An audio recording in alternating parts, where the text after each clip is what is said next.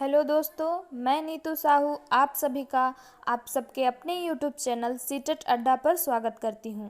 जैसा कि आप सभी जानते हैं कि हम इस प्लेटफॉर्म पर CTET, NVS, KVS, JTET, HTET सभी राज्यों के जो टेट एग्ज़ाम्स होते हैं उनकी प्रिपरेशन कर रहे हैं। साथ ही साथ हम केंद्रीय विद्यालय, नवोदय विद्यालय और सीटेट सेंट्रल गवर्नमेंट का जो टेट एग्ज़ाम होता है उसकी तैयारी कर रहे हैं। तो हम आज एमसीक्यू करने जा रहे हैं आज की क्लास में, जिसका फर्स्ट क्वेश्चन है कि ये जो नगर दिए गए हैं उनको सुमेलित करना है उनके नदियों के साथ कि वे किस नदी के किनारे स्थित हैं। तो इससे हमारा बहुत सारा कॉन्सेप्ट क्लियर होगा। एक क्वेश्चन में हमें ये पता चल जाएगा कि हड़प्पा सभ्यता के जो 4 महत्वपूर्ण शहर थे, हड़प्पा, मोहनजोदड़ो, लोथल और कालीबंगा, ये किस किस नदी के किनारे स्थित थे। तो हम सुमेलित करने का प्रयास करते हैं। हड़प्पा जो है वो रावी नदी के किनारे स्थित था। मोहनजोदड़ो जो है वो सिंधु नदी के किनारे स्थित था। लोथल भोगवा नदी के किनारे और कालीबंगा जो है वो घग्घर नदी के किनारे स्थित था। तो ये कौन सा ऑप्शन हमारा इंडिकेट करता है? ऑप्शन जो है हमारा ए है, वही यहाँ पर सही आंसर है। हम अपने अगले क्वेश्चन की ओर बढ़ते हैं और यहाँ पर पूछा गया है कि हड़प्पा सभ्यता के अंतर्गत हल में जोते गए खेत के साक्ष्य कहाँ मिले हैं। ये क्वेश्चन बहुत ही इम्पोर्टेंट है। ये बहुत बार जो है किसी भी एग्ज़ाम्स में आ जाता है। ये हड़प्पा सभ्यता से ये बहुत महत्वपूर्ण क्वेश्चन है। हल से जोते गए जो खेत के साक्ष्य हैं ये बहुत ही इम्पोर्टेंट है। तो ये रोपड़, लोथल, कालीबंगा या अनावली, इसमें अनावली को बनवाली हम करेक्शन कर लेंगे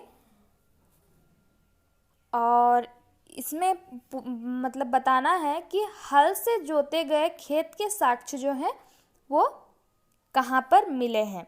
तो हमारा सही ऑप्शन होगा कालीबंगा।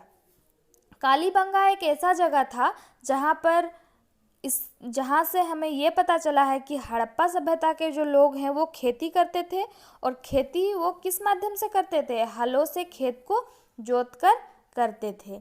हमारा अगला क्वेश्चन स्क्रीन पर आ चुका है और हमारा अगला क्वेश्चन है सिंधु सभ्यता जो है, जिसे सिंधु सभ्यता भी कहते हैं, ये ईंटों के अलंकरण किस स्थान पर मिलता है? यानी ईंटें जो बनाए गए हैं वो किस स्थान से हमें पता चलता है। तो ईंटों का बनावट जो है बनाया गया है ये हमें मोहनजोदड़ो से, चहुदड़ो से, कालीबंगा से या बनवाली से पता चलता है। तो हमें जो है कालीबंगा जो स्थान है उससे हमें पता चलता है कि ईंटों का जो अलंकरण है वो किया गया था। मोहनजोदड़ो कहाँ स्थित है? तो मोहनजोदड़ो जो है हमारा अगला क्वेश्चन है, मोहनजोदड़ो कहाँ स्थित है? मोहनजोदड़ो जो है वो क्या पंजाब में स्थित है, सिंध में, गुजरात में, उत्तर प्रदेश में? तो मोहनजोदड़ो जो है हड़प्पा सभ्यता का एक प्रमुख नगर था और ये नगर जो है वो अब भारत में नहीं है, यानी कि ये पंजाब, गुजरात, उत्तर प्रदेश में से किसी में नहीं है, क्योंकि ये सारे जो है भारत के ही जगह के नाम हैं। तो ये अभी जो है वर्तमान सिंध में जो पाकिस्तान में है वहाँ पर स्थित है। हमारा अगला और 5वां क्वेश्चन है कि सिंधु सभ्यता में जो बृहद स्नानागार पाया गया है वो कहाँ पर पाया गया है? तो हम देखते हैं जब भी हम सिंधु सभ्यता पढ़ते हैं तो ये बृहद स्नानागार जो है वो बहुत ही इम्पोर्टेंट रहता है, क्योंकि उसमें नहाने की बहुत अच्छी व्यवस्था थी, पानी के घुसने की भी बहुत अच्छी व्यवस्था थी। इन कारणों से हम हड़प्पा सभ्यता को बहुत अच्छा वेल सिविलाइज्ड मानते हैं। तो हम देखेंगे कि ये मोहनजोदड़ो, हड़प्पा, लोथल या कालीबंगा में से कहाँ पर उपस्थित था। तो हम हड़प्पा सभ्यता का जब बृहद स्नानागार पढ़ते हैं तो वो मोहनजोदड़ो में स्थित होता है। हमारा अगला और 6ठा क्वेश्चन है सिंधु सभ्यता में मुद्रा में किस देवता का जो है राम तुल्य चित्रांकन मिलता है। यानी कि हम यहाँ से ये जानते हैं हड़प्पा सभ्यता में किस देवता की जो सबसे ज़्यादा पूजनीय थे, ये भी इस क्वेश्चन से हमें पता चलता है, क्योंकि उन्हीं का जो है मुहर पर अगर हम किसी आदमी को ज़्यादा मानते हैं, ज़्यादा उसकी वैल्यू करते हैं, जैसे कि आजकल गांधी जी के फ़ोटोज़ रहते हैं हमारे नोट्स पर, करेंसीज़ पर, तो क्या होता है इसी तरह से यहाँ पर शिव जी, ब्रह्मा, विष्णु और इंद्र, इन सभी नामों के आगे आद्य लिखा हुआ है। आद्य लगाया गया है मतलब आदि। ठीक है, तो इसमें हम क्या करते थे, हम जानते हैं कि आदि गुरु हम मानते हैं भगवान शिव जी को, तो शिव जी का जो है पूजा होता था। तो इन्हीं की जो आकृति है वो मिलती है, इन्हें पशुपतिनाथ भी कहा जाता था। हमारा अगला और 7वां क्वेश्चन है, निम्नलिखित में से कौन सा जो है हड़प्पा कालीन स्थल जो है गुजरात में स्थित है। यानी कि गुजरात में कौन सा स्थल स्थित है। तो हमने आगे क्वेश्चंस में भी जब हमने पिछले वीडियोस में देखा है कि हमारा लोथल जो है वो बंदरगाह के रूप में विकसित हुआ था, और ये लोथल जो है ये लोथल ही गुजरात में है, और ये हड़प्पा सभ्यता के समय पर व्यापार का प्रमुख केंद्र रहा करता था, क्योंकि यहाँ पर जो है पोताश्रय थे जहाँ पर जहाज आकर रुकते थे। हमारा अगला और 8वां क्वेश्चन है, मोहनजोदड़ो को किस अन्य नाम से जाना जाता है। जीवितों का टीला, कंकालों का टीला, दासों का टीला या मृतकों का टीला। तो हम ये जानते हैं कि हड़प्पा सभ्यता में जब खुदाई हुई तो मोहनजोदड़ो में जो है बहुत सारे सावधान मिले, तो वो उन सावधानों को देखकर मोहनजोदड़ो को क्या कहा गया है, मृतकों का टीला कहा गया है।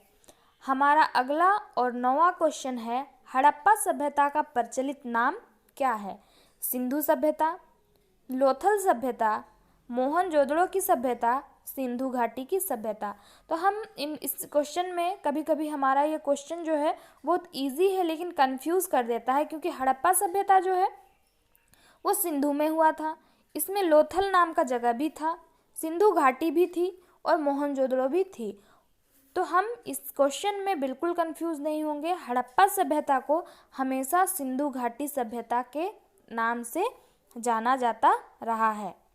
तो हमारा सही ऑप्शन होगा सिंधु घाटी की सभ्यता। हमारा अगला और 10वां क्वेश्चन है, सिंधु स्थलों के उत्खनन से प्राप्त जो मुहर हैं उनमें किस पशु का सर्वाधिक उत्कीर्णन हुआ है। यानी किस पशु को सबसे ज़्यादा देखा गया है, किस पशु की आकृति सबसे ज़्यादा बनी पाई गई है सिंधु घाटी के सभ्यता में उनके मुहरों पर।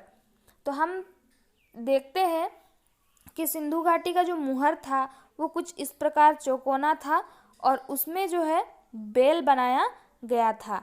तो ना कि उसमें शेर बनाया गया था, ना ही उसमें घोड़ा और ना ही हाथी, बेल उसमें बनाया गया था होगा।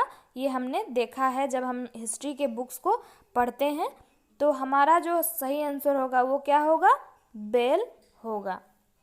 हम अपने अगले और अंतिम क्वेश्चन की ओर बढ़ते हैं। सिंधु घाटी जो सभ्यता है वो किस लिए जानी जाती है।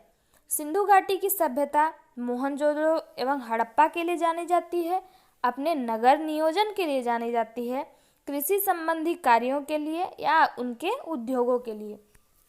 तो जब हम हिस्ट्री का चैप्टर स्टार्ट करते हैं और हमारा फर्स्ट ही चैप्टर हिस्ट्री में होता है हड़प्पा सभ्यता, क्योंकि यहीं से हमारी सभ्यता की शुरुआत मानी जाती है।